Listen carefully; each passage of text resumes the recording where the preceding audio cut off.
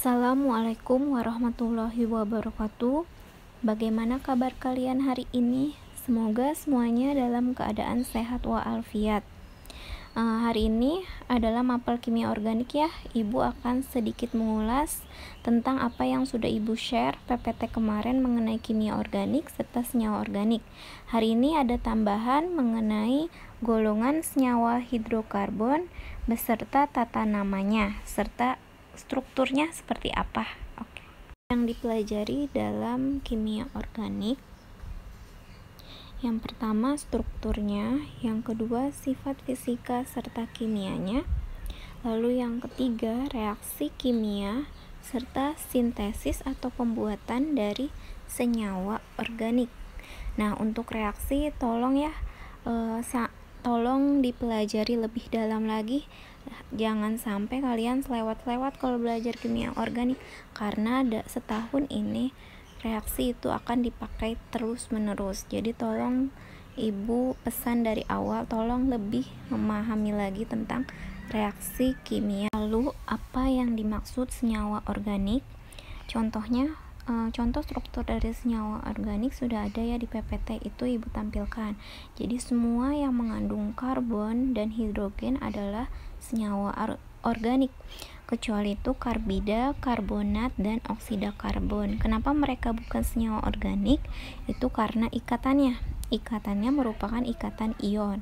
Lalu senyawa organik juga bisa mengandung oksigen, fosfor, belerang, dan nitrogen. Kemarin ada tugas ya, mencari perbedaan senyawa organik dan senyawa anorganik.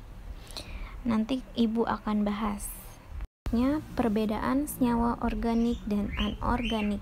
Yang pertama, senyawa organik membentuk ikatan kovalen. Ikatan kovalen itu pemakaian bersama pasangan elektron bebas. Biasanya terdiri dari dua atom atau dua atom yang sama-sama menangkap elektron. Sedangkan senyawa anorganik itu membentuk ikatan ion, yaitu terdiri dari atom muatan positif, yaitu melepaskan elektron, dan atom yang bermuatan negatif, yaitu menangkap elektron. Lalu apalagi perbedaan senyawa organik dan anorganik? Yaitu organik dapat membentuk rantai karbon dan anorganik tidak dapat membentuk rantai karbon. Yang ketiga, non-elektrolit. Artinya elektrolit berarti menghantarkan arus listrik. Jadi kalau organik non-elektrolit berarti tidak dapat menghantarkan arus listrik. Senyawa anorganik itu elektrolit berarti dapat menghantarkan arus listrik. Senyawa organik reaksinya lambat, sedangkan anorganik cepat. Senyawa organik titik didih dan titik leburnya rendah, sedangkan anorganik titik didih dan titik leburnya tinggi. Kenapa? Karena anorganik ini memiliki ikatan yang lebih kuat dibandingkan senyawa organik.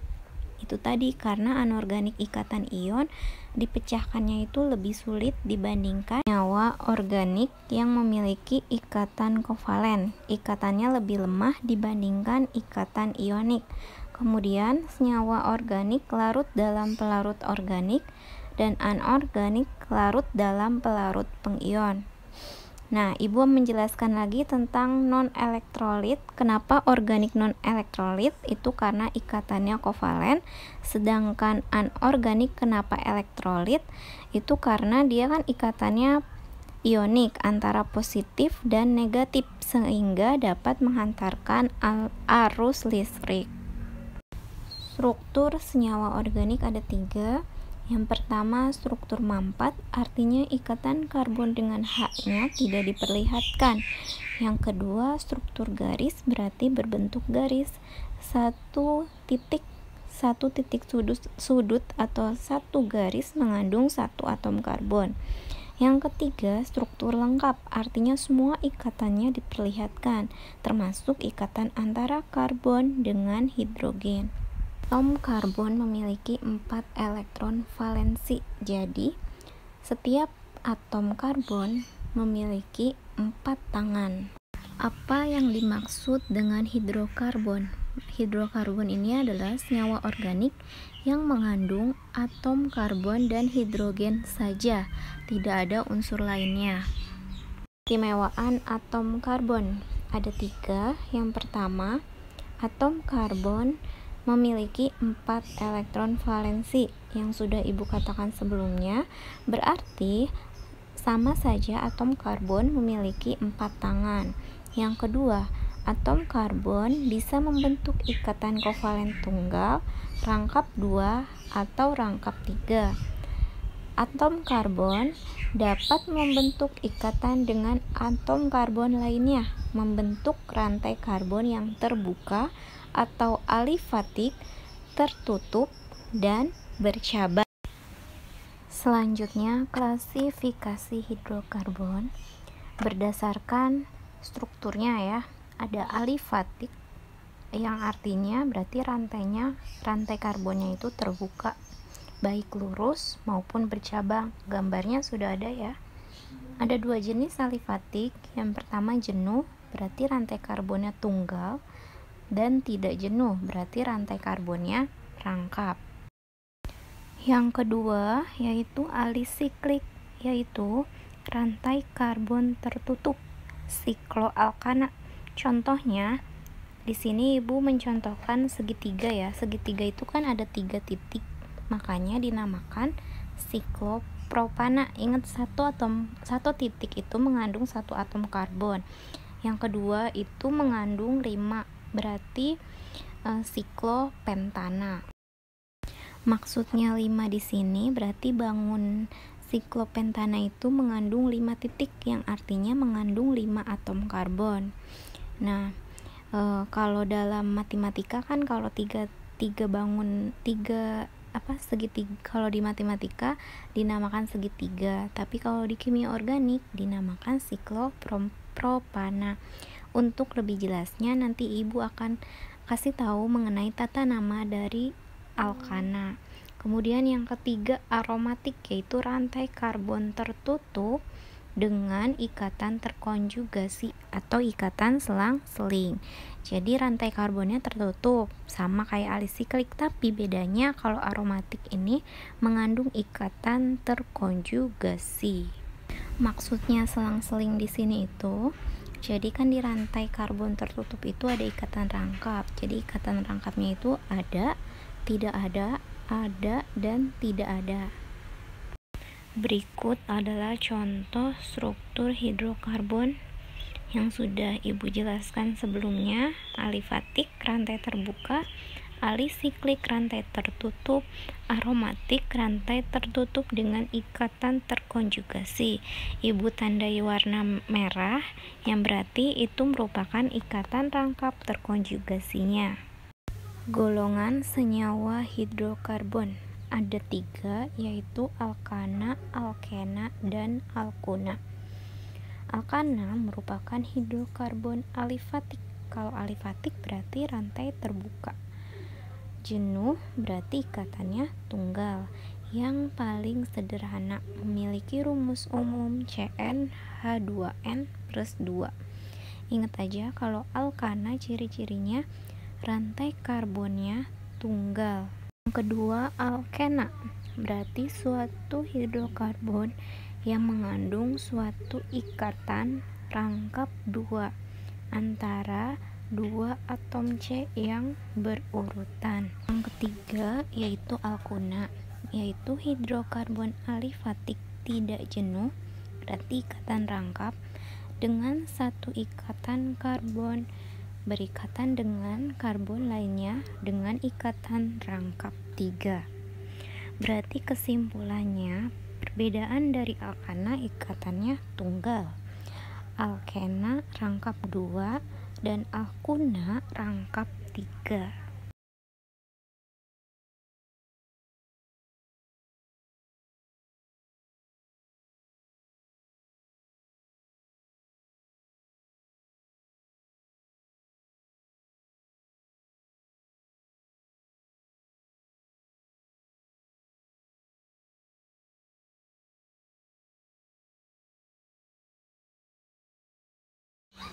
Selanjutnya, Ibu akan menjelaskan tentang penulisan strukturnya.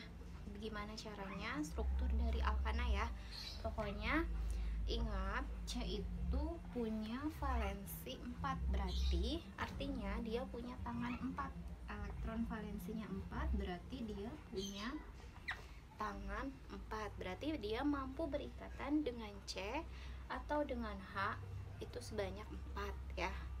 Nah, sekarang gimana membuat struktur? Berarti kan struktur itu ada 3 ya, mampat, lengkap, dan garis. Ibu contohkan dari rantai induknya ya. Rantai induknya berarti yang satu metana. Kalau jumlah C-nya 1 berarti namanya metana. Gimana strukturnya? Kalau metana kan C-nya 1 ya. Berarti ini struktur lengkap. Ini mampat. C. Kalau C-nya 1 berarti H-nya berarti ada 4 ya. Berarti struktur mampatnya jadi CH4. Jadi antara C dan H-nya tidak diperlihatkan kalau mampat ya. Kemudian jumlah C-nya 3 misalnya, berarti namanya propana ya. Berarti jumlah C-nya 3, 1, 2, 3 ya. Nah, ingat kata Ibu, C itu tangannya 4, berarti tinggal kamu buat masing-masing tangannya 4. 1, 2, 3, 4. 1, 2, 3, 4. 1, 2, 3, 4 ya. Berarti nanti kamu tinggal melengkapi H-nya. H, H, H, H, H, H, H, H. Berarti struktur mampatnya berarti kan ini CH3. Ini ada berapa? 2, nomor 2 berarti CH2. Yang nomor 3 berarti CH3. Artinya struktur mampatnya berarti CH3, CH2, CH3. Nah, itu namanya struktur mampat. Jadi antara C dengan H-nya tidak diperlihatkan. Kemudian kamu kelompokin satu-satu. C nomor 1 CH3. Kemudian ini dia punya H-nya 2 kan, berarti CH2. Kemudian ini punya H-nya 3, berarti CH3. Artinya CH. Jadi struktur mampatnya CH3, CH2, CH3 gitu.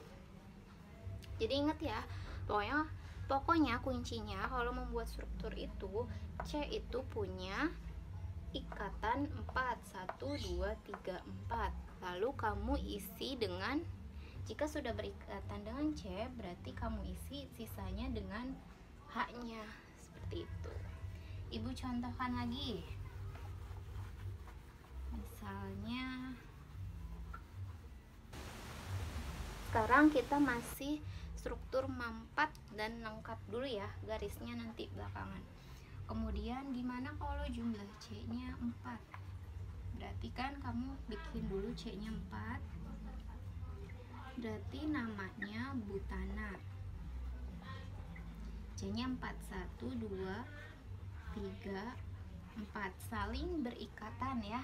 Jadi antara C dengan C pasti diikat oleh ikatan kovalen. Kemudian kamu sisipkan ikatannya. 1C memiliki 4 tangan. 1, 2, 3, 4. 1, 2 berarti 3, 4. 1, 2, 3, 4. 1, 2, 3, 4. Jadi masing-masing C harus mempunyai tangan 4, gak boleh kurang atau lebih. Nah, setelah masing-masing C sudah mempunyai tangan 4, baru kamu isi H-nya. H, H, H, H. Nah, ini namanya struktur lengkap, semua ikatan diperlihatkan. Baru kamu buat struktur mampatnya. Ini kan CH3. kemudian ini CH2, dan ini CH2, ini CH3. Artinya struktur manfaatnya CH3, CH2, CH2, CH3 itu ya. Ini namanya struktur manfaat. Lalu gimana struktur garis? Ingat, kalau struktur garis satu titik itu tiap sudut ini artinya memiliki satu karbon. Gimana kalau jumlah C-nya 4? Berarti garisnya gimana? Jadi 1, 2, 3, 4. Kayak gini. 1, 2, 3, 4. Berarti ini jumlah C-nya ada 4. Berarti namanya butana gitu. Kuncinya itu kalau struktur garis itu kuncinya satu titik itu jumlah C-nya 1. Nah, sekarang Ibu mau kalian melengkapi yang di tabel ya. Semuanya dilengkapi dengan struktur manfaat. Struktur lengkap dulu berarti ya. Struktur lengkapnya apa? Struktur manfaatnya apa? Dan struktur garisnya apa? Yang tabel rantai induk kamu lengkapi di samping dengan struktur lengkap, manfaat, dan garis. Nah, itu tugas kalian. Nah, jadi belajar membuat struktur lengkap, manfaat, dan garis. Bila masih ada pertanyaan, silahkan tanyakan di Google Classroom. Ya, jangan malu-malu. Ya, semoga kalian bisa memahami pertemuan kedua kita tentang senyawa hidrokarbon ya. Cukup sekian mengenai pembuatan struktur. Nanti untuk tata nama nanti akan ada slide selanjutnya ya. Makasih. Selanjutnya Ibu akan mencontohkan alkana dengan jumlah C yang lebih banyak. Bagaimana penulisan struktur manfaatnya karena bisa dipersingkat. Silahkan saksikan ya. Tolong dipahami setiap video yang Ibu tampilkan. Dicatat di buku catatan kalian masing-masing. Jangan lupa ya. Jika jumlah C-nya 5, berarti namanya pentana.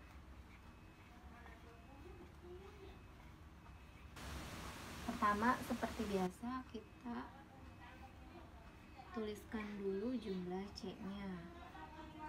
4, 5. Ini namanya kita struktur lengkap dulu ya. Lalu setiap C itu harus mempunyai tangan 4.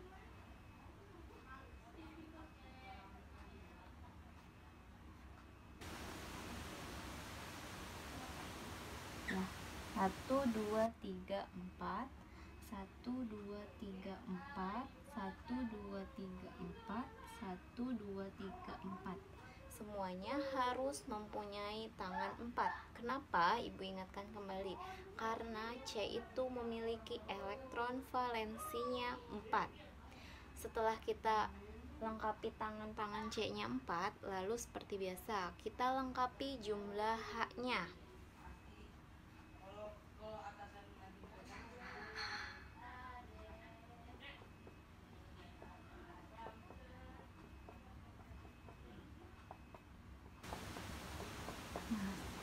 Lalu kita buat struktur manfaatnya. Struktur manfaatnya berarti ini CH3, kemudian ini CH2, lalu ini CH2, kemudian ini CH2, lalu yang ujung CH3. Nah, ini kan panjang ya. Ini masih bisa kita persingkat. Gimana caranya? CH3-nya ada berapa? CH3 kan ini tulis aja CH3. Kemudian CH2-nya ada 1, 2, 3. Berarti nanti tulisnya gini. CH3 buka kurung CH2 3 kali karena ada 3 ya. Kemudian diakhiri dengan CH3. Seperti itu. Jadi misalnya terlalu panjang, kalian bisa persingkat dengan jumlahnya ada berapa banyak. ujungnya kita tulis dulu CH3, kemudian di tengahnya CH2-nya ada berapa kali. Karena di sini ada 3, maka digunakan buka kurung, tanda kurung 3 kali. Kemudian diakhiri kembali dengan CH3. Nah, sekarang gimana? Untuk struktur garisnya ada 5C. Berarti 1, 2, 3, 4, 5. 2, 3, 4, 5. Ya, ini namanya pentana ya. Selanjutnya, Ibu akan mencontohkan alkana dengan jumlah C yang lebih banyak. Bagaimana penulisan struktur mampatnya, karena bisa dipersingkat. Silahkan saksikan ya. Tolong dipahami setiap video yang Ibu tampilkan. Dicatat di buku catatan kalian masing-masing. Jangan lupa ya. Jika jumlah C-nya 5, berarti namanya pentana.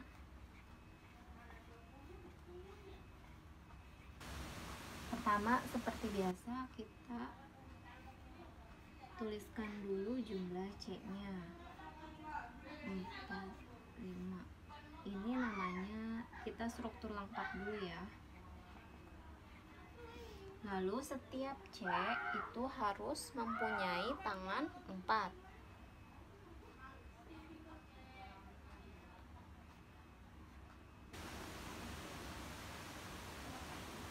Nah, 1, 2, 3, 4. 1, 2, 3, 4. 1, 2, 3, 4. 1, 2, 3, 4. Semuanya harus mempunyai tangan 4. Kenapa? Ibu ingatkan kembali. Karena C itu memiliki elektron valensinya 4.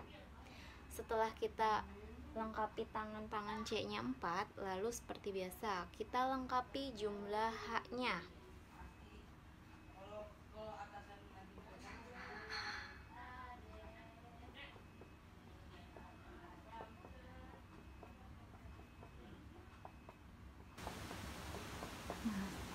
Lalu kita buat struktur mampatnya. Struktur mampatnya berarti ini CH3, kemudian ini CH2, lalu ini CH2, kemudian ini CH2, lalu yang ujung CH3. Nah, ini kan panjang ya. Ini masih bisa kita persingkat. Gimana caranya? CH3-nya ada berapa?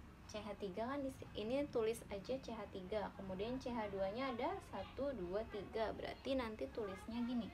CH3 buka kurung, CH2 3 kali karena ada 3 ya. Kemudian diakhiri dengan CH3. Seperti itu. Jadi misalnya terlalu panjang, kalian bisa persingkat dengan jumlahnya ada berapa banyak. Ujungnya kita tulis dulu CH3, kemudian di tengahnya CH2-nya ada berapa kali. Karena di sini ada 3, maka digunakan buka kurung, tanda kurung 3 kali. Kemudian diakhiri kembali dengan CH3. Nah, sekarang gimana? Bagaimana struktur garis dari jumlah C5? Berarti kan titiknya, berarti kita harus ada 5 garis ya. Berarti 1, 2, 3, 4, 5 ya.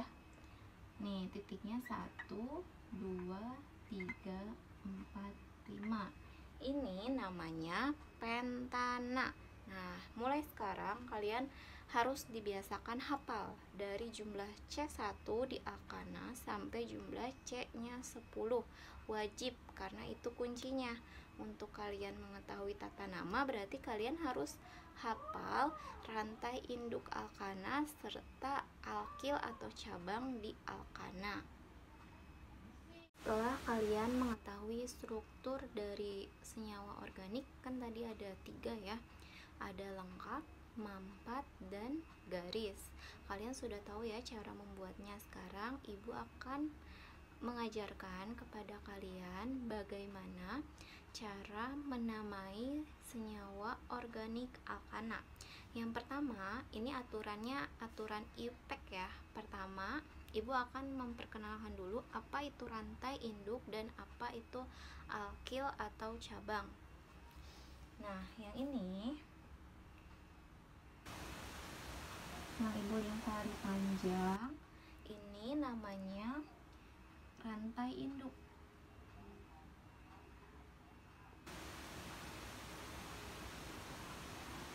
Ya, yang Ibu lingkari panjang ini namanya rantai induk.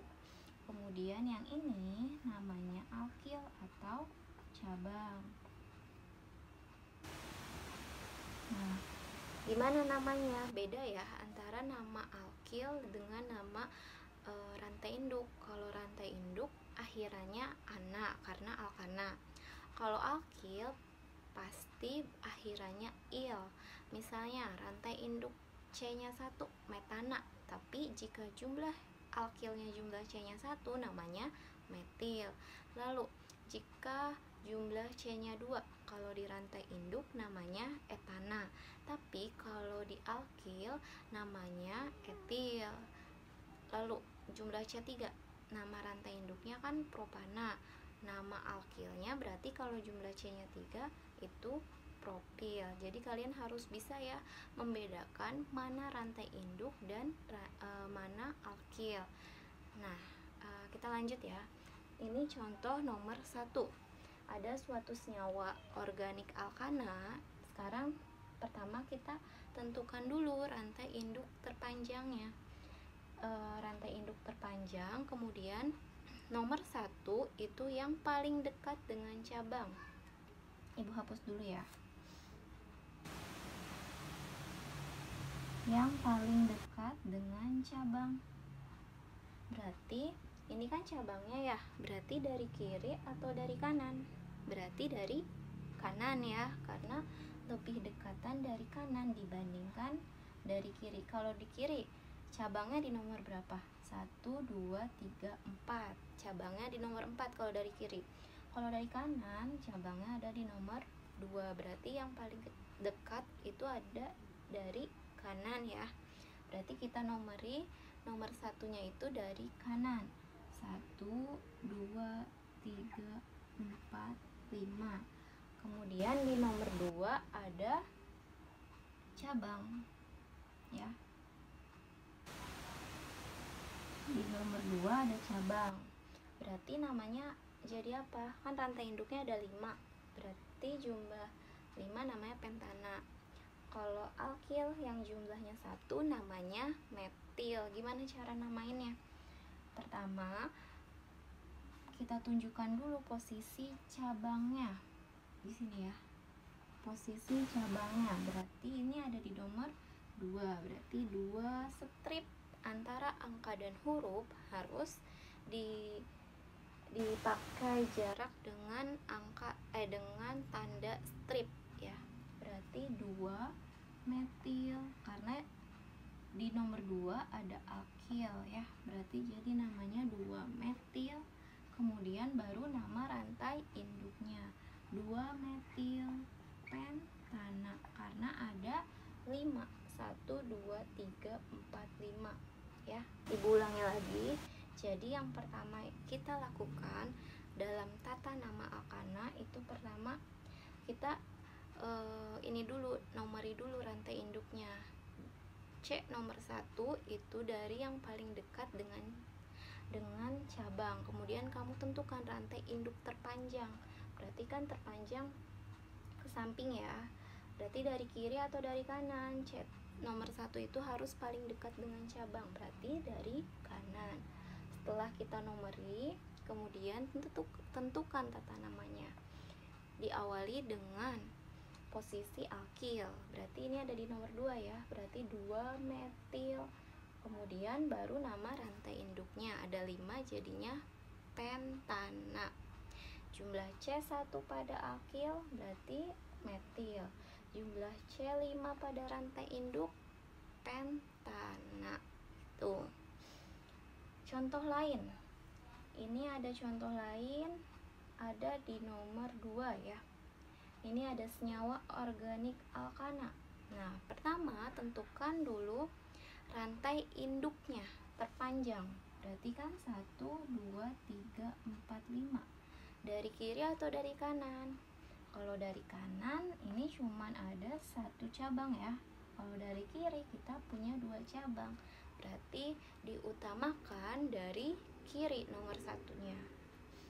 1, 2, 3, 4, 5. Sudah kita tentukan rantai induk terpanjang, sudah kita tentukan nomor satunya. Lalu kita namai diawali dengan posisi alkilnya. Berarti ini ada di nomor 2, kita lingkari alkilnya yang mana? Ya, ini alkil ya, cabangnya namanya. Berarti ada di nomor berapa aja nih? Ada di nomor 2. 2 ada 2 ya. Berarti gini caranya. 2 kan ada metilnya ada 2. Berarti gini 2,2. Kemudian ini 1 juga ya. Berarti metil juga. Berarti ada di nomor 4. 2,2,4. Nah, ini ada 3. Kalau ada 3 namanya trimetil. Kemudian rantai induknya ada 5 lagi. Berarti pentana gitu. Kalau misalnya metilnya ada 2, berarti namanya dimetil. Ingat itu. Kalau 2 di, kalau 3 tri, kalau 1 tidak usah ada nama lain ya. Gitu. Sampai sini paham? Kalau ada pertanyaan, silahkan boleh komen di Telegram. Jangan malu-malu atau bisa japri ibu. Silahkan aja. Nah, kemudian gimana kalau yang lainnya? Contoh yang lainnya. Ibu hapus dulu ya.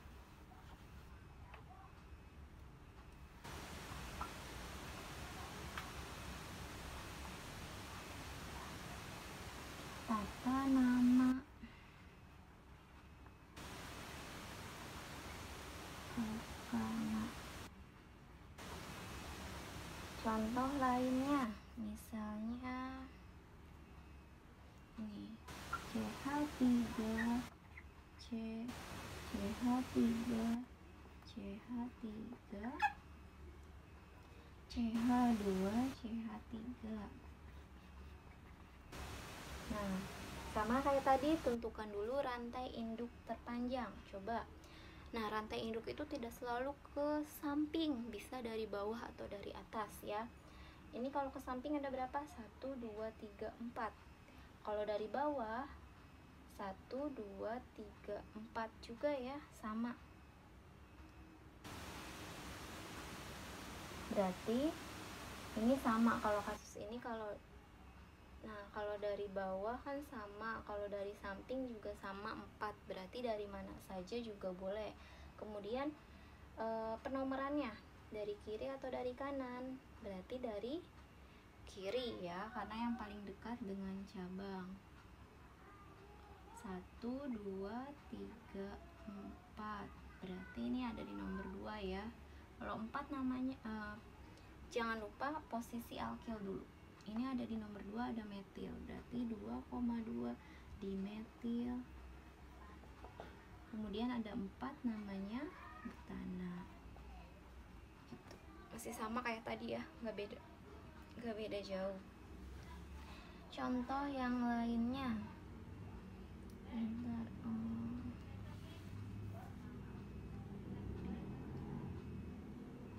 Ya, contoh yang lainnya. CH3, CH2,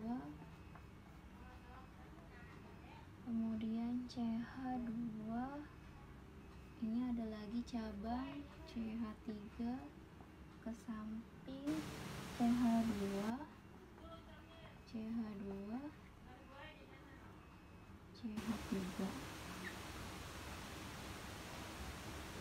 CH3, CH, CH2, CH3, CH2, CH2, CH3 ya.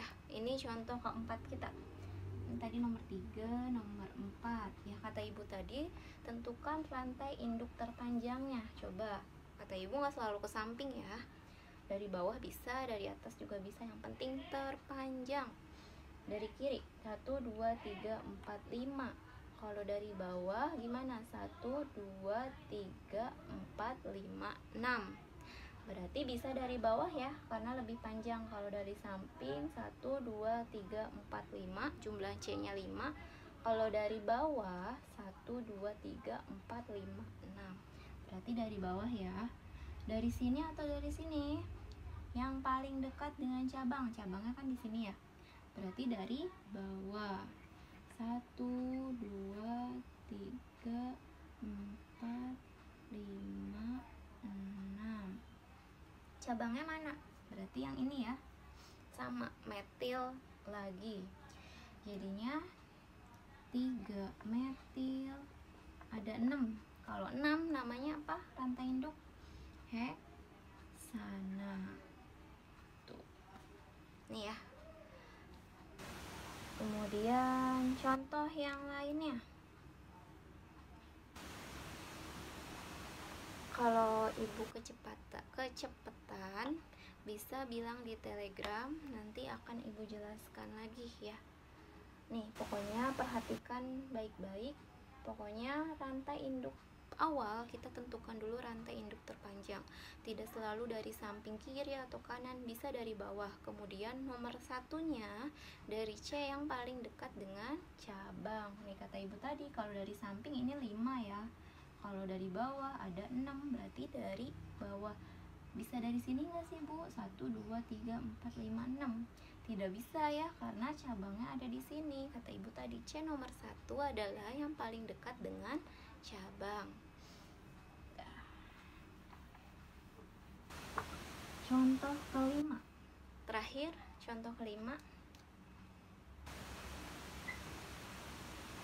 Contoh kelima, CH2, CH2, CH, CH3, BRCA. Nah, kalau ini ada 2 alkil, gimana? Dari kiri atau dari kanan? Ini kan kalau BR berarti kalau jadi alkil bromo. Kalau dari ini, kalau Cl kalau jadi alkil namanya kloro. Berarti mau dari mana nih? Tapi kloronya pakai K ya. Ini 2. Ini berarti rantai induknya ada berapa? Yang CH aja ya namanya rantai induk, berarti yang unsurnya C dengan H. Berarti ini ada 1, 2, 3, 4. Ya, ini ada 4, nggak bisa dari atas atau dari bawah ya. Karena kata ibu tadi rantai induk itu unsurnya C dengan H, bukan unsur lainnya.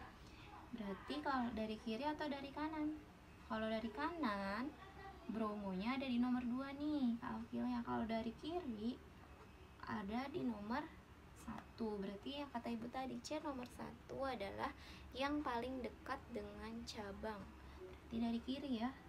1, 2, 3, 4. Berarti namanya apa? Ada kloro nih. Kalau Cl namanya kloro kalau di alkil. Kalau Br namanya bromo. Berarti jadinya apa? Ada kloro, ada bromo. Ingat harus alfabet ya. Kalau ada 2 alkil beda namanya harus alfabet. Berarti bromo dulu ya. Berarti 3 bromo. Ingat angka ke huruf harus pakai tanda strip. 3 bromo, strip lagi. 1 kloro. Rantai induknya ada 4 butan. Ya, seperti itu.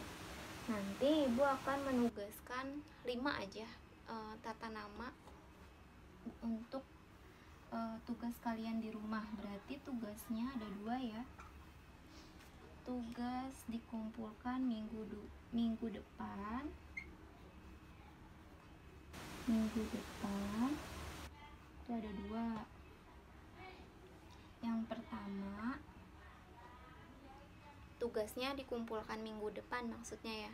Yang pertama yang lengkapi tabel